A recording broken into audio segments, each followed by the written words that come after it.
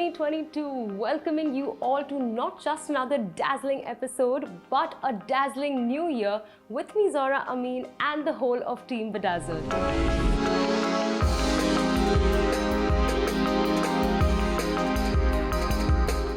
2021, as we know, was a splendid year with so many fun-filled events, parties, celebrations और बहुत कुछ. So let's take you on a ride on a best of series. We brought you the best of the Expo 2020 Dubai, and as we know, it is still on. So if you've not visited it yet, you still have a chance to. In the meantime, let's check out what we've covered so far.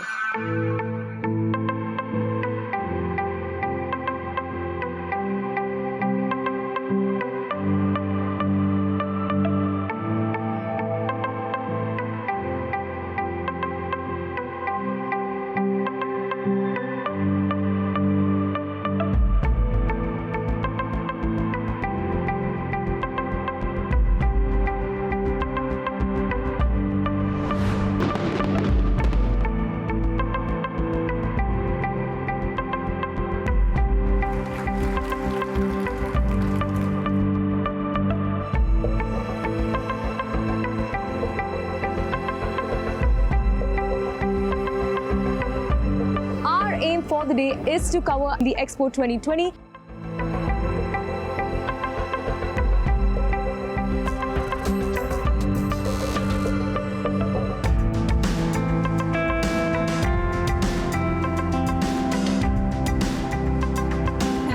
Third time.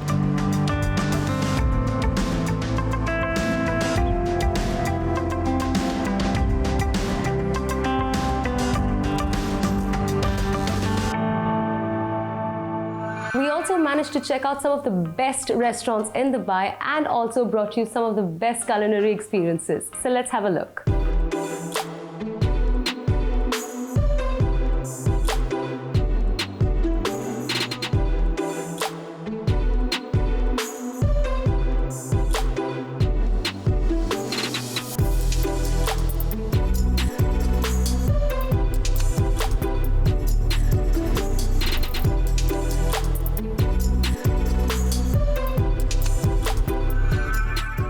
When it came to celebrity interactions, we were always there.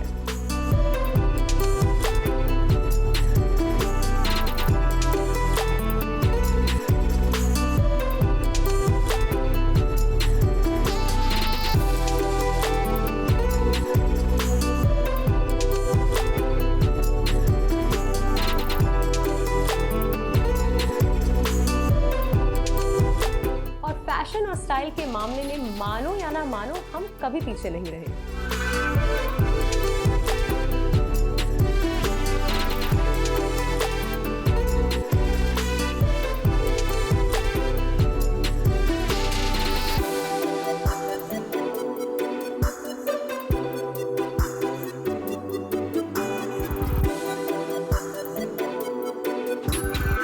Last but not the least on the list, how can we forget events, exhibitions, product launches, and much more?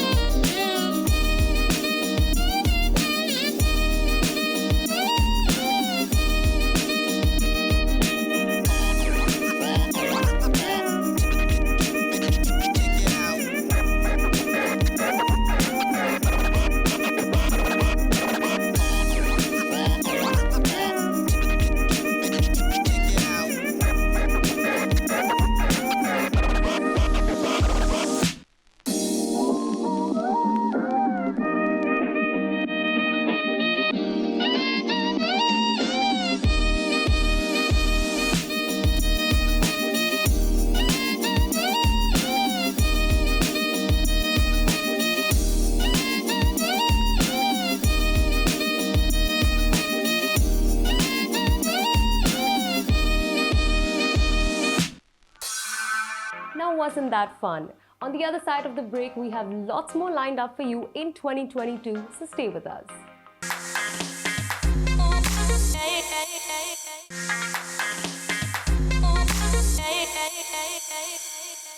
When celebrities come to town, they always do for Be For You. One of our guests even dedicated a song for us. Don't believe me? Check it out for yourself. Everybody wanna know what I feel like I really wanna be here with you. It's not enough to say that we are made for each other. It's love that is Hosanna true. Hosanna, be there when you're calling out my name. Hosanna, feeling like my whole life has changed. I'm never gonna be the same. It's time we rearrange. Be for you one time, mama calling out to you. Hello. Awesome, Blasi. Blasi, welcome to Dubai and welcome to the Expo. Thank you so much. How does it feel to perform at a concert 2 years later after COVID? Absolutely a blessing. It's truly, we realize this is what we're missing. This is what the world is missing. And anything actually after COVID, anything that can bring people a smile to their face, I think it's amazing. We should do it. I have a very interesting personal question for you. So you were born Lakshmi Narasimha Vijay Rajagopala Sheshadri Sharma Rajitraman. That's right. Which part of this is Blasi? Tell us that. So that's what happened. I grew up in Zambia, in Africa, and if over there, I've always, for so many years, you've always kind of shied away from your name or your real thing or your heritage, your roots and all that. It's when I moved to India that I kind of realized that each name of that had a meaning behind it. There was a reason why my grandfather, great-grandfather, why they wanted to keep that. So like Lakshmi Narasimhan is because my grandfather was a priest at the Lakshmi Narasimhan temple in Mumbai. So Lakshmi Narasimha. Vijaya, because I was born on Vijaya Dasami. Rajagopal is my grandfather's name, my dad's dad. Sheshadri Sharma is my great-grandfather. Rajesh, because my mom was a huge Rajesh Khanna fan. Wow. And so I'm Rajesh, my sister's Rekha. So she had the Rajesh Rekha, and Raman is my dad's name. So Lakshmi Narasimha Vijaya Rajagopala Sheshadri Sharma Rajesh Raman. So the rap then happened naturally. Yeah, there's a song as well on it that explains this whole name. Awesome. But has anybody ever told you that you are Snoop Dogg reincarnated? No, man, no, and no. Snoop is still the king. It's just I think in hip hop and rap especially, it's very different from playback singing in the sense that playback singing and other kinds of singing is always based on your talent, your vocal ability to express or to sing in tune and all that. And it can be lyrics by anybody. So you have a great lyricist who will give you the lyrics and you just learn it and sing it, which is another amazing art form on its own. But for hip hoppers and rap, it's about what's in your head. It's about what are you thinking and how would you express that, and what you're thinking, does that matter to the rest of society and the world? Which is why I think rap is so powerful, because it's all about the words and it's about the voice of the people that you are trying to bring out through your words. Rahman sir, your association started with Baba Rap. Yes. So how was that? I mean, did it happen organically, or was it like one day, come on Blasi, you got to sing for us? How was that? So it was actually like everybody, when you start off, you want to really impress as much as you can. So my Baba Rap had huge words and big complicated sentences because that's what I wanted to show him. Hey, this is my vocabulary. This is all the stuff I know. And he heard it and he said, no, I don't get it and nobody's gonna get it. So let's do something, go back to square one and tell me the Baba Rap in a way that the Autowala is gonna be able to sing it. I said, but that's English and he can't even do English, and then on top of that to do rap. He said, so how would they start? I said, like ABC. He said, right. I said, what do you mean right? He said, like ABC. So I said, that's B-A-B, B to the A. He said, that's it. That's what I want. It was that magic that he always brings, which absolutely works, because when you hear B to the A to the B to the A, and you see Rajinikanth's face, it just, everybody wants to say that. So it worked really amazing in that sense. That was my next thing I was going to say, because then you have Baba Rap and then you have the superstar, the megastar himself walking in the frame, you know? Yeah. So that becomes sort of an identity. Yes. Yeah. And in fact, so for many years, I started rapping in 91, and all the stuff I've been doing, pages and pages of lyrics, of songs, and finally, this 1.5 minute Baba Rap that's taken me around the world. I used to go on the Rahman tour in 2003. The first tour that we did was only to sing the Baba Rap. You know, you're traveling the world and you just got to come out and do that 1.5 minutes of fire. So yeah, it's a blessing. And you've also performed in so many languages, you know. Have you ever has there been a stumbling moment saying that, hey, that's difficult, I have to learn? Has that ever come across to you as a performer? Yes, it has come, not so much with the lyrical part, because that you're in studio or you take the lyrics and you have you can say it 100 times until you are absolutely by heart with it, and then you record, because when the audience hears it, they're only going to hear it once, and that once should be your best. But the only time I've had issues are probably with, if the lyrical content doesn't kind of say something nice, or if there's some religious angle to it or political angle to it which is hidden in the words, that's kind of you got to take a call, because that's lately when you got to be cautious with that as well. Right. Yes. Thank you so much for speaking to us. Thank you so much. Negative words are powerful boomerangs, so be careful with what you say about others and yourself. Our expert Vidya tells us why and how our brains are wired for negativity and how we can get rid of it. Last week, I shared with you what limiting beliefs are, and I'm sure all of you wrote down your limiting beliefs and returned it back to the people who gave it to you. Today, we're going to understand why we have these limiting beliefs. We're always told about being positive and think good and everything, but actually, in the real sense, we are wired for negativity. Our mind is still in the tribes where we were before, generations back, where getting out of your tribe can get you killed. So as I say always, your mind's job is not to keep you happy, but to keep you safe. So mind is constantly looking out for danger because the mind still thinks we are in the tribes. So I can give you an example. How many of you have noticed that when you're in a group and you're in a restaurant, if one woman wants to go to the restroom, the rest of the women follow her? This is because in the tribes, a woman could not go out alone because she could get killed or she could be in danger. So now we are in civilized society, but the mind still thinks we are back there. And that's the reason why we all have issues when we want to do something which is not familiar, which means getting out of our comfort zone. Because the mind doesn't give us the energy or the excitement to do that. Let's look at some of the limiting beliefs, right? Good things don't happen to me. If I went to college, I would have got this job. If only my father was alive, I would have been super successful. So we have all these beliefs, or we have formed these beliefs to cushion us against failure. When we fail, we keep telling our mind, it's horrible, it's so painful. And the mind says, failure means painful, so I will give you everything to take you away from that. Another classic example is, I failed the exam because I didn't study. But actually, I didn't study because I know I would fail. So blame it on studying and not the fear of failure. But actually, the only way you can fail is when you don't try. As long as you're trying, we all know the saying, failure is stepping stone to success. Another limiting belief is, you might reject me, and if you do, I shall die. And this was true centuries ago, where people lived in war-torn cities, and if you did things out of your tribe, you could get killed. So if you now have the fear of rejection, like I didn't make the sale, I didn't get this job, I didn't get a promotion, or I didn't get the love that I want, doesn't matter. Bounce back. That's what all successful people do.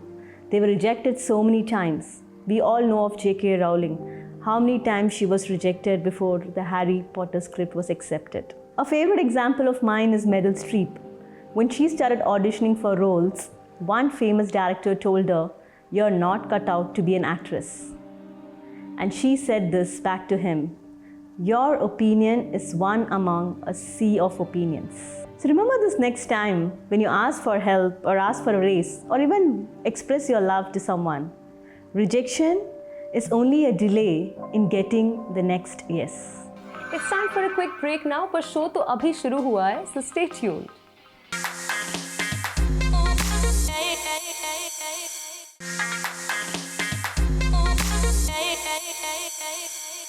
Never stop learning. One of the most important things to advance your career, or in any other circumstance for that matter, is knowledge. Shane and Peter are here to tell us more. It's career Tip time. And today we're talking about job scams. Unfortunately, there's a whole industry of unscrupulous people seeking to take advantage of job seekers. seeking to remove them from their money or remove them from their information that they can use for identity theft. Today, we'll talk about how to spot a job scam and how to avoid it. Some big red flags are: number one, you get a job and you haven't even completed an interview. Reputable companies don't do this. This is a big red flag. Number two, they want to pay you before you've actually done any work. This is again a big red flag. Reputable companies don't do this. Number three, they start asking for money, $500, $1,000 to process your visa. This is 100% illegal. In Dubai, in United Arab Emirates, if anyone asks you to give them money so they can get you a job, that is a violation of the law and they should be reported immediately. So all of those are steps within the process that you should really watch for. But additionally, it's important to understand who is the person that is contacting you. Most recruiters, the vast majority of recruiters, if they contact you for a role, they will use their corporate email account, which is usually something to do with the company name. If they're not using a corporate account and they're using some kind of public internet account, that could very well be a red flag and would indicate to me that you better do some more research. Then secondly, try to identify who is the person who is approaching you for this role. Do a Google search for them, find out their background, look on their LinkedIn profile and see are they connected with other people in the same company or the same industry. That will help you try to confirm that that person really works for the organization that they're claiming to work for. If not, they're most likely trying to scam you out of your personal identifiable information or trying to scam you out of your money. This is Pete and Shane wishing all of your dreams come true. And your weekly dose of entertainment info is here on Watch Me If You Can. So let's see what Santosh has for us this week. Watch Me If You Can for the first time in 2022. Wishing you all a very happy new year once again. Today we're going to be talking about everyone's favorite series, Cobra Kai Season 4. With Ralph Macchio reprising the role of LaRusso and William Zabka as Johnny Lawrence is back. Season 3 ended with both of them teaming up together to fight their enemy Kreese, who has now taken over Cobra Kai. Martin Kove as Kreese is as menacing, but this time he's got an old ally, Silver, who is going to be joining him at Cobra Kai. Sam is battling her issues with Tori. Tori's out of job and Amanda, LaRusso's wife, is trying to help Tori out.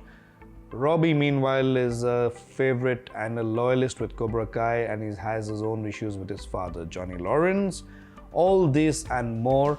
The All Valley tournament is around the corner. Will the best dojo win? Is it going to be Cobra Kai taking the title or is it going to be Miyagi-Do or Eagle Fang?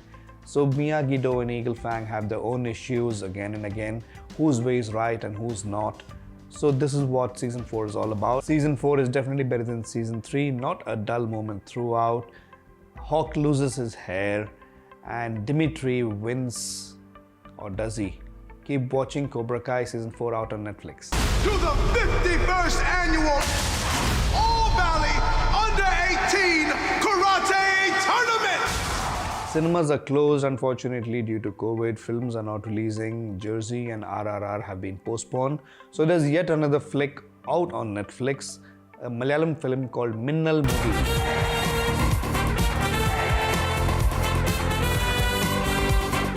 Minnal means lightning, so it's a story of a Kerala superhero. Socho lungi pehn ke koi superhero kaisa lagega. But that's what the film is about, directed by Basil Joseph. He's just 3 films old, but he's done a wonderful job. Tovino Thomas plays Jason, a tailor who is struck by lightning and he transforms to a superhero with superpowers. At the same time, another gentleman, Shibu, gets struck by lightning, played wonderfully by Guru Somasundaram, and he also gets superpowers. One turns evil and one turns good for the people in a small village in Kerala. The story is about a superhero. It's 2 hours 40 minutes roughly, but the screenplay is so beautiful that there's not a dull moment in it. Femina Joseph plays Bruce Lee. Her character name is Bruce Lee because she teaches karate, but she's not a superhero. Tovino is a superhero. His father used to be in theatre playing superhero. The character was Minnal Murali. That's how he gets his title. So he then gets inspired by his nephew who tells him to ape Superman and Spider-Man and Batman and everybody else towards the end of the film, he also gets a cape and a costume of his own because he's a tailor. But what a wonderful film, full of action, full of comedy, and a must watch. It's out on Netflix now.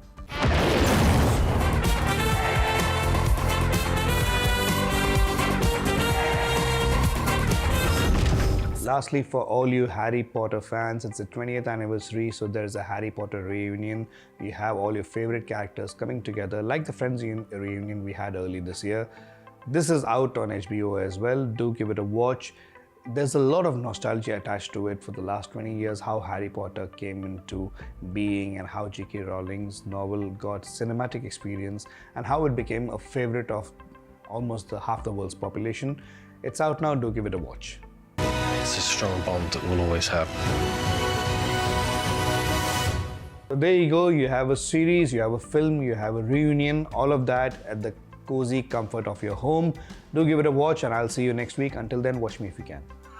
मेरा यहाँ से जाने का वक्त हो चुका है, पर जैसे मैं हर हफ्ते कहती हूँ, please don't forget to share your valuable feedback on our social media handles. Bedazzled again, same time next week with me, Zora Amin.